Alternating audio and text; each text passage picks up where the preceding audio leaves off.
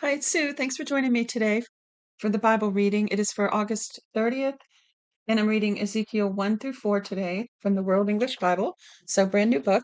Be sure to check the description for the link of the Bible Project overview. Verse 1. Now, in the 30th year, in the 4th month, in the 5th day of the month, as I was among the captives by the river Kabar, the heavens were opened, and I saw visions of God. In the 5th of the month, which was the 5th year of King Jehoiakim's captivity, Yahweh's word came to Ezekiel the priest, the son of Buzi, in the land of the Chaldeans by the river Kabar, and Yahweh's hand was there on him. I looked, and behold, a stormy wind came out of the north, a great cloud with flashing lightning, and a brightness all around it, and out of the middle of it, as it were, glowing metal out of the middle of the fire. Out of its center came the likeness of 4 living creatures. This was their appearance. They had the likeness of a man. Every one had 4 faces, and each one of them had 4 wings. Their feet were straight feet. The sole of their feet was like the sole of a calf's foot, and they sparkled like burnished bronze. So he's describing this UFO and the creatures that were with it. Legs like a calf that shined like burning bronze, and 4 faces each. And then verse 8, they had the hands of a man under their wings on their 4 sides. The 4 of them had their faces and their wings like this. Their wings were joined to one another. They didn't turn when they went. Each one went straight forward. As for the likeness of their faces, they had the face of a man. The 4 of them had the face of a lion on the right side. The 4 of them had the face of an ox on the left side. The 4 of them also had the face of an eagle. Such were their faces. Their wings were spread out above. 2 wings of each one touched another, and 2 covered their bodies. Each one went straight forward. Where the spirit was to go, they went. They didn't turn when they went. As for the likeness of the living creatures, their appearance was like burning coals of fire, like the appearance of torches. The fire went up and down among the living creatures. The fire was bright, and lightning went out of the fire. The living creatures ran and returned as the appearance of a flash of lightning. So, wow, that's some power right there, some electricity. Lightning went out of the fire. Wow. Verse 15.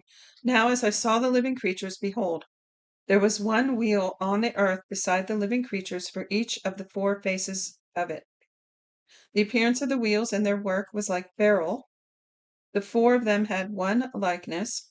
Their appearance and their work was as it were a wheel within a wheel.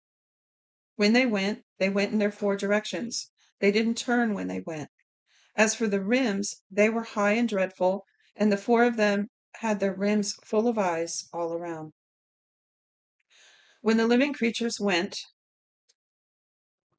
the wheels went beside them. When the living creatures were lifted up from the earth, the wheels were lifted up. Wherever the spirit was to go, they went. The spirit was to go there. The wheels were lifted up beside them, for the spirit of the living creature was in the wheels. When those went, these went. When those stood, these stood. When those were lifted up from the earth, the wheels were lifted up beside them, for the spirit of the living creatures was in the wheels. Over the head of the living creatures there was the likeness of an expanse, like an awesome crystal to look at, stretched out over their heads above. Under the expanse their wings were straight, one toward the other. Each one had 2 which covered on this side. Each one had 2 which covered their bodies on that side. When they went, I heard the noise of their wings like the noise of great waters, like the voice of the Almighty, the noise of tumult, like the noise of an army. When they stood, they let down their wings. There was a voice above the expanse that was over their heads. When they stood, they let down their wings. Above the expanse that was over their heads was the likeness of a throne, as the appearance of sapphire stone. On the likeness of the throne was a likeness as the appearance of a man on it above. I saw, as it were, glowing metal, as the appearance of fire, within it all around. From the appearance of his waist and upward, and from the appearance of his waist and downward, I saw it, as it were, the appearance of fire, and there was brightness all around him. As As the appearance of the rainbow that is in the cloud in the day of rain, so was the appearance of the brightness all around. This was the appearance of the likeness of Yahweh's glory. When I saw it, I fell on my face, and I heard a voice of one that spoke. So there's the throne of God with his rainbow glory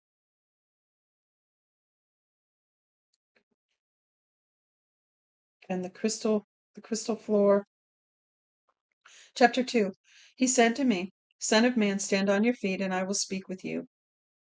Now, I don't know if I said this, but here, I don't think I did. In the beginning, how do I say this?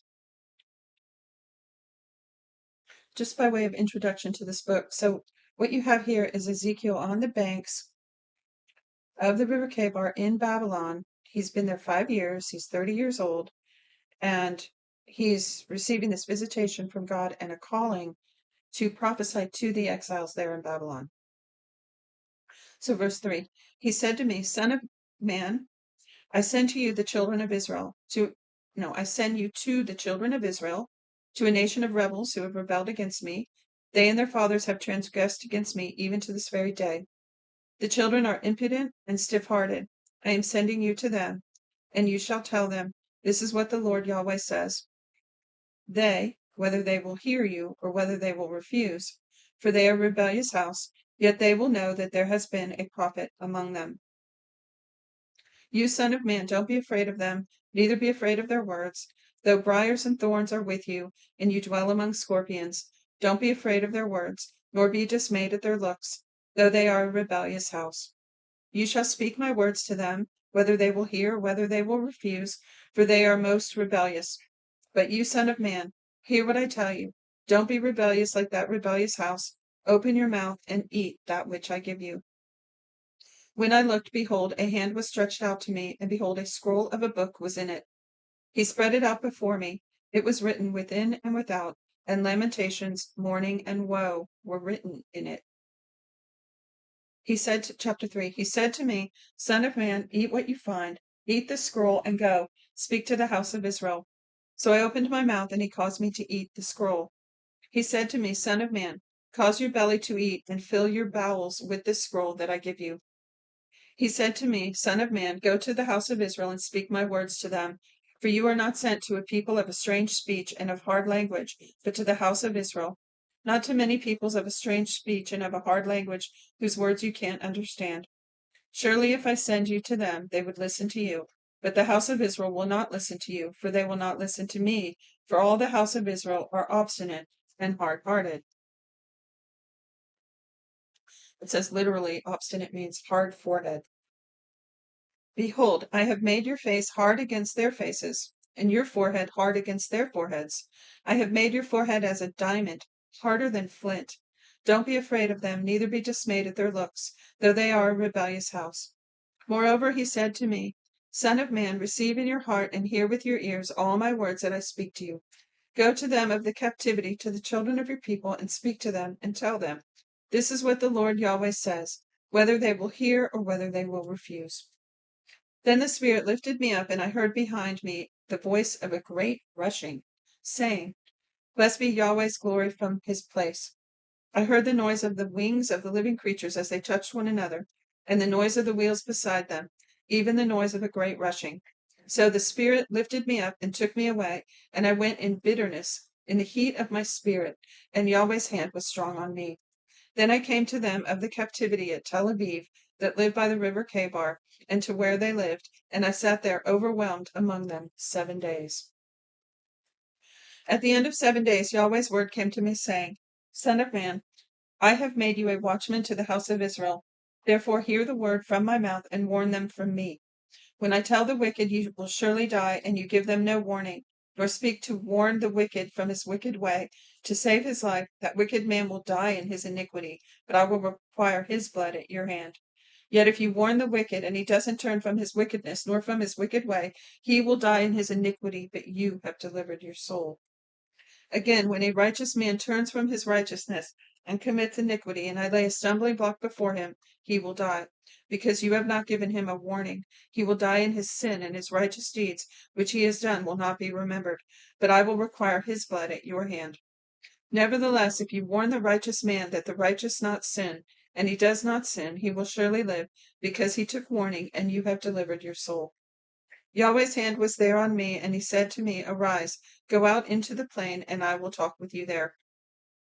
Then I arose and went out into the plain, and behold, Yahweh's glory stood there, like the glory which I saw by the Kebar River. Then I fell on my face.